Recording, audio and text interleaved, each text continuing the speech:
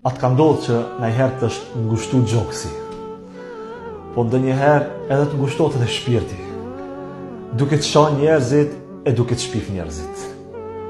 Do të thonë, najherë ti atë shumë ngushtohesh brenda vetvetes tënde, sa që nuk din çfarë të bësh. Çfarë mendon? Mi a kthy me të njëjtën kartë që ato po të shajnë, po të shpifin ty. A është kjo më e mira? Jo, asesi. Kjo është gabim dhe njeriu asesi nuk duhet mendon që njerëzit kur i shpifin, kur e shajnë, tu a kthen me të njëjtën kartë. Ti në këtë moment ke diçka në dorën tënde që është shumë e madhe për ty. E para është që në ditën e gjykimit do të pastrohen hesapet e llogarit para Allahut Azza wa Jall nga njerëzit që ta kanë lëndu zemrën tënde e shpirtin tënd.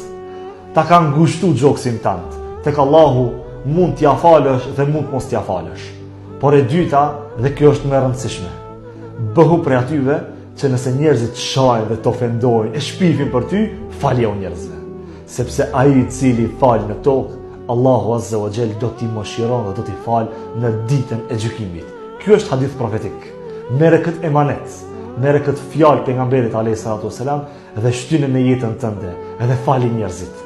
Se ti falësh njerëzit, tregon se ti je njeri i madh. Ti ke, do të thonë, ti e sheh jetën më ndryshe se të tjerët. Ti nuk preokupohesh me fyerjet dhe me sharjet e tjerëve, pavarësisht që ta ngushtojnë shpirtin tënd. Ti tregon se je zemërgjër. Mos i shikoj njerëzit dhe mos u kthe njerëzve asnjëherë në atë çfarë bëjnë ty.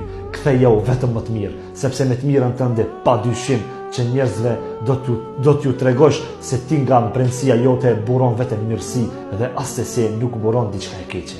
Andaj ktheju njerëzve me të mirë dhe falju gabimet që i bëjnë kashiti.